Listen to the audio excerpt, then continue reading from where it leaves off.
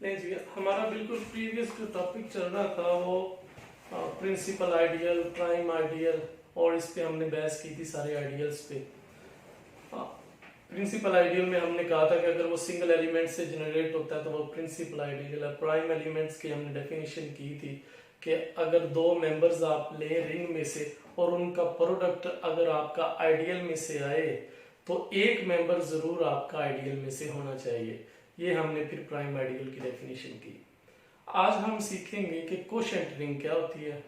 अब आइडियल्स का टॉपिक तो खत्म हो गया, अब कोशेंट रिंग के बारे में हमने सीखना है। तो कोशेंट रिंग क्या होती है?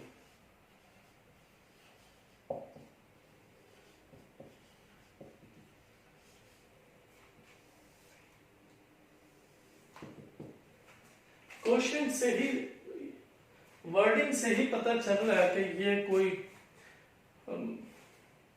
जैसे डिवीजन कोशेंट हम लेते हैं, कोशेंट फार्मूला लेते हैं डेरिवेटिव में, यानी कोई बटे वाली इस तरह से फ्रैक्शन में कोई चीज होगी।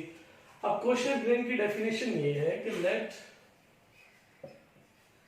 Are be R ring be a commutative ring, या इस तरह कह लें R be a C R U, कि आपके पास आर एक रिंग है, कॉम्यूटेटिव रिंग विद यूनिटी। तो आर इस तरह से ले लेंगे, कॉम्यूटेटिव रिंग विद यूनिटी है, तो हमने रिंग ले ली और इसी तरह से हमने लेट कर दिया, let I be an ideal of R, और इसी तरह हमारे पास आई जो है वो आइडियल है रिंग आर का। देन हम डेफिनेशन इसकी ये करते हैं क्वेश्चन रिंग की, R over I is equal to, अब आई को तो हम वैसे लिख लेते हैं यहाँ पे, और अगर हम यहाँ से आर ले लें कि आर इनटू आई, तो यहाँ से आर से मुराद होता है कि आर बिलोंग टू रिंग, यानी रिंग का कोई मेंबर्स जब आइडियल्स के साथ मल्टीप्लाई होगा तो वो जो भी आपका आंसर देगा वो उसको हम कहेंगे कि ये कोशेंट रिंग है, उसका एक मेंबर्स आ गया। सारा आर इसी तरह बदलते जाएंगे रिंग के एलिमेंट्स, तो हमारे पास जो है वो कोशेंट आते जाएंगे। तो ये हमारे पास कोशेंट रिंग है और ये उसके एलिमेंट्स है। ये तो है अंडर मल्टीप्लीकेशन, और अगर हम यही अंडर एडिशन लें तो ring over ideal is equal to same उसी पैटर्न से आर प्लस आई हो जाएगा, such that R belong to R, और ये हमारे पास है अंडर एडिशन।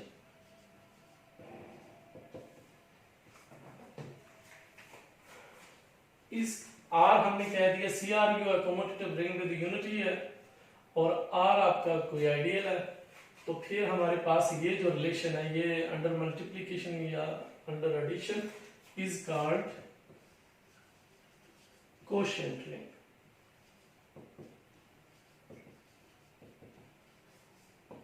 इसको हम कहते हैं कि ये हमारे पास कोशेंट रिंग आ गई ऑफ आर, आर की is called quotient ring of R। तो ये हमारे पास डेफिनेशन है, पहले तो हमने इसकी डेफिनेशन की, आगे एग्जांपल तो करते ही हैं। एक रिंग लेनी है, एक आइडियल जो है वो R का, तो ये हमारे पास उसकी नोटेशन है क्वोशिएंट रिंग की। तो क्वोशिएंट रिंग R और I से R और I से इसको डिनोट करते हैं। इसकी with respect to multiplication definition ये है कि एक मेंबर्स आपने रिंग में से लेना है और उसको आइडियल से मल्टीप्लाई कर देना है। वो जितने भी आपके फैक्टर्स आते जाएंगे वो सारे क्वोशिएंट एलिमेंट्स आते जाएंगे, और इसी तरह से ये हमारे पास R आप चेंज करते रहे रिंग का, तो हमारे पास जो एलिमेंट्स आते जाएंगे क्वोशिएंट रिंग के एलिमेंट्स आते जाएंगे अंडर एडिशन। ये मल्टीप्लिकेशन, ये एडिशन, इसी को R और I को हम क्या कहते हैं, क्वोशिएंट रिंग ऑफ R कहते हैं। तो ये हमारे पास बेसिक उसकी डेफिनेशन है। अब हम देखते हैं कि ये हमारे पास अगर I जो है ये मैक्सिमल हो जाए या ये प्राइम आइडियल हो जाए तो फिर हम इनके नए नाम क्या रख सकते हैं, यानी I अगर let's suppose is a prime ideal, then this quotient ring is called, if I is maximum ideal then this quotient is called, तो फिर हम इनके नए नाम अब रखने लगे हैं कि अगर आई चेंज कर दें तो हमारे पास इनकी जो डेफिनेशंस हैं वो चेंज हो जाएंगे।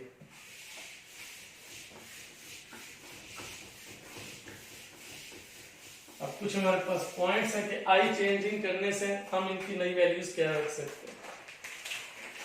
और डायग्राम बनाना चाहें उसी पैटर्न से तो वही डायग्राम है जैसे हमने बनाई थी कि आप दो मेंबर्स लें आइडियल में से, एक ए है आपके पास, एक बी है, और हमारे पास क्वोशंट ये आर और आई है और रिंग इन सब को कंटेन कर रहा है।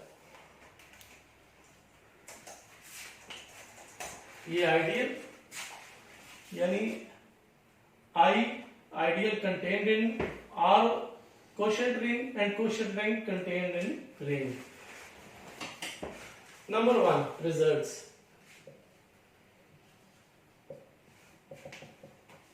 Number 1 ये if R or I is an integral domain, इसको हम इंटीग्रल डोमेन कह देंगे क्वोशंट रिंग को, if and only if I is a prime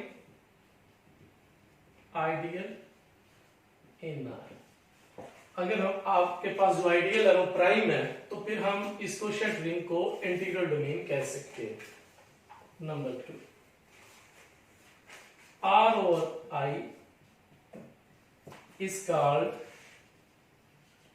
field, इसको हम फील्ड कह देंगे if and only if I is a maximal ideal। अगर हमारे पास I जो है वो मैक्सिमम आइडियल है तो फिर हम उसको कह देंगे कि ये हमारे पास जो रिंग है क्वोशंट रिंग है ये एक फील्ड है। तो 2 पॉइंट्स तो हमारे पास ये है। अब उसकी एप्लीकेशंस हैं।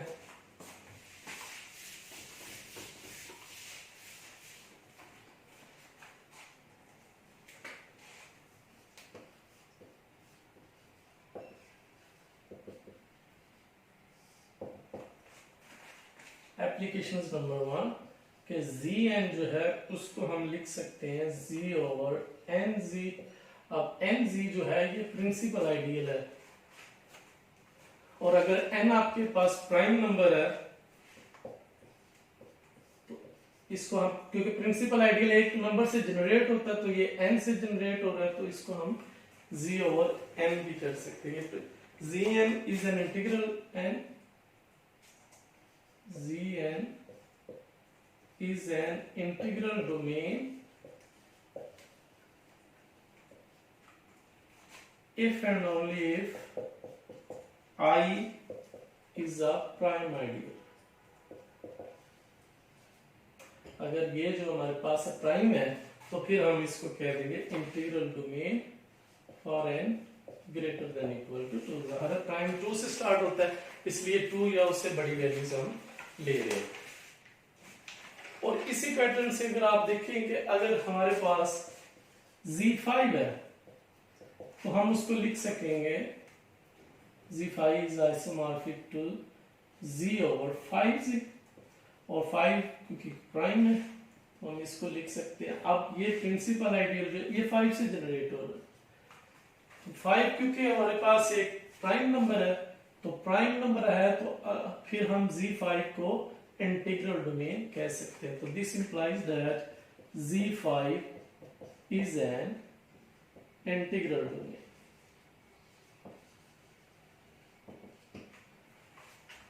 तो हम इसको इंटीग्रल डोमेन कह सकते हैं। अगर वो प्राइम नंबर है तो वो इंटीग्रल डोमेन कहलाएगा।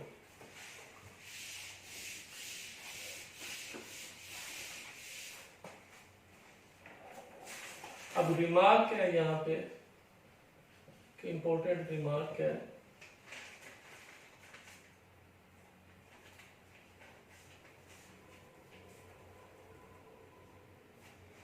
कि ये जो हमने Z5 की बात की है इंटीग्रल डोमेन है, अगर ये हमारे पास प्राइम नंबर आ रहा है तो हम इसको फील्ड भी कह सकते हैं। ये फील्ड है तो फील्ड अगर होगा तो ऑटोमेटिकली हमारे पास इंटीग्रल डोमेन भी होगा। in the factor ring,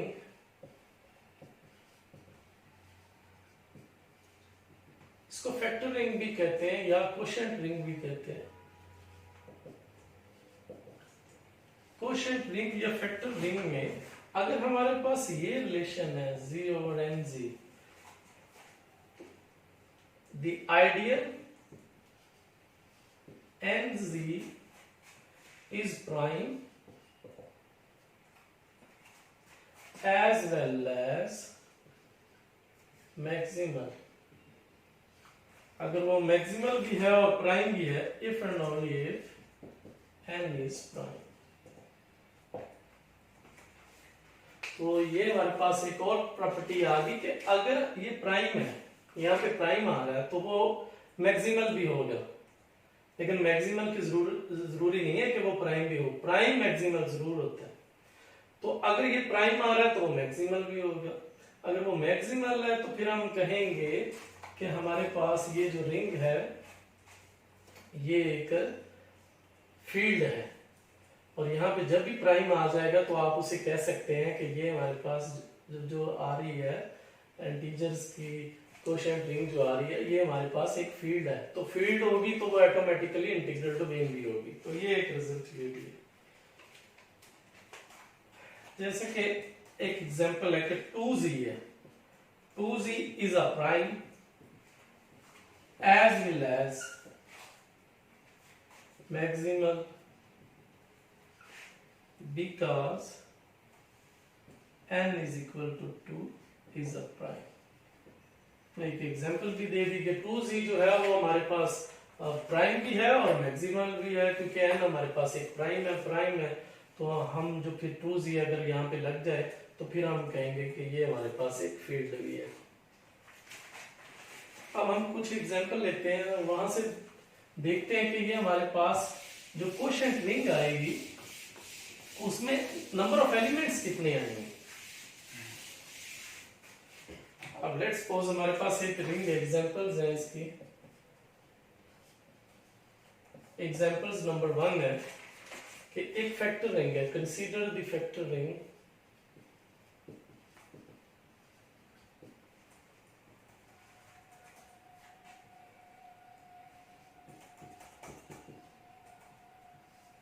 ये गाजियन इंटीजर्स है 2 minus Etah.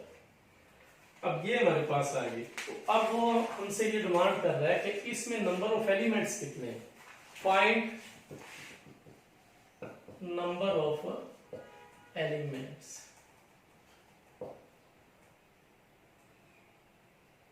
In this factor ring.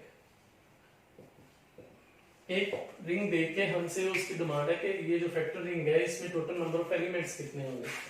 तो हम इसको सॉल्व कर सकते हैं कि कितने एलिमेंट्स होंगे। ये जो हमारे पास डिनोमिनेटर में आया हुआ है, एक तो ये है कि आप इसके दो मेथड है। मेथड नंबर 1 देख लें। मेथड नंबर 1 ये है कि ये इसको आप 0 रख लें, यहां से ओटा की वैल्यूज निकाल लें, कंप्लीट दोनों साइड्स पे स्क्वायर कर लें, तो ये 4 आ जाएगा। हमें 0 बनाना है अब, और 0 1 ऐड कर देंगे तो 0 बन जाएगा। तो ये हमारे पास आ जाएंगे कॉन्ग्रुएंट की साइन। तो ये हमारे पास जो है ये 5 कॉन्ग्रुएंट टू 0, यानी 0 5 मोड की ये रिंग है। नंबर ऑफ एलिमेंट्स हमारे पास टोटल 5 आएंगे। हम अब कह सकते हैं कि z ओवर 2 माइनस योटा जो है ये हमारे पास Z5 एक रिंग है। तो अब Z5 में हमें पता है कि 5 एलिमेंट्स होते हैं, क्योंकि Z5 को हम लिखते हैं 0 1 2 3 4, तो टोटल नंबर ऑफ एलिमेंट्स 5 है। मेथड 2 इसका ये है कि अगर इस तरह से नहीं करना तो जस्ट आप ये करें कि ये योटा वाली फॉर्म जो बटे में इसको रेशनलाइज कर लें, 1 + 2 योटा 1 + 2 योटा, तो यहां से ये आ जाएगा 5। अब जो ये 5 आएगा ना, तो ये इससे मुराद आपकी Z5 ही हुआ करेगी। तो चाहे तो ये अडॉप्ट कर लें, चाहे तो ये अपना लें इसको। तो दोनों बहरहाल हम कोशेंट रिंग को सॉल्व करके हम फौरन बता सकते हैं कि इसमें टोटल नंबर ऑफ एलिमेंट्स कितने आएंगे।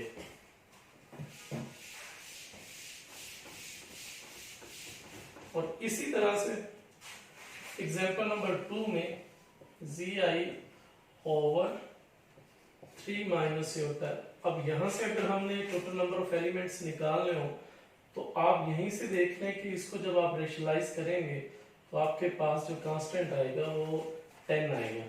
तो 10 आएगा, इसका मतलब है ये z10 एक आइसोमॉर्फिक टू z10 है।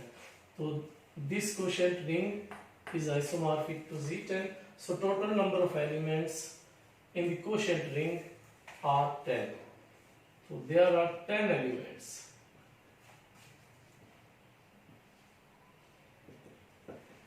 In the quotient ring. तो या तो इस तरह से डायरेक्ट आप रेशनलाइज करके देख सकते हैं, या जो मैंने मेथड बताया कि आप 3 माइनस योटा को 0 करें, वहां से योटा की वैल्यूज कर ले, फिर स्क्वायर कर ले, और ये हमारे पास 9 आ जाएगा। यहाँ पे 0 बना दें और 0 1 ऐड करके होगा, तो हमारे पास जो टोटल नंबर ऑफ एलिमेंट्स हैं वो 10 आ जाएंगे। तो या फिर रेशनलाइज, तो इस तरह से हम जो कोशेंट रिंग है उसमें टोटल नंबर ऑफ एलिमेंट्स कितने एग्जिस्ट करते हैं तो हम इस तरह से रेशनलाइज करके या इस मेथड से बना सकते हैं। ये एक एग्जांपल है, ये आप लोगों ने खुद ही करनी है।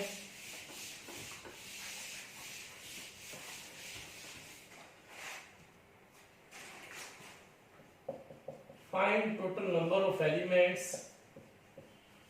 Find total number of elements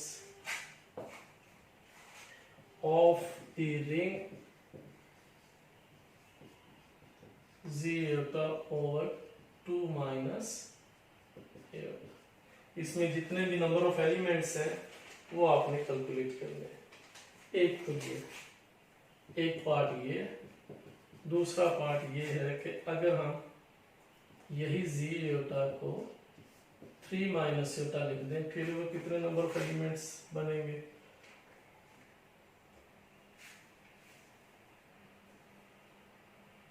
और तीसरा हमारे पास जो क्वेश्चन है वो है कि अगर जस्ट वो z हो तो फिर हम उसको अगर 2 प्लस योटा लिख दें तो फिर हमारे पास कितने नंबर ऑफ एलिमेंट्स बनेंगे। और 4 पे ये है कि z गाउसियन इंटीजर्स हो और 3 प्लस योटा, तो इसमें टोटल नंबर ऑफ एलिमेंट्स कितने बनेंगे। तो ये 4 एग्जांपल्स बन जाती हैं।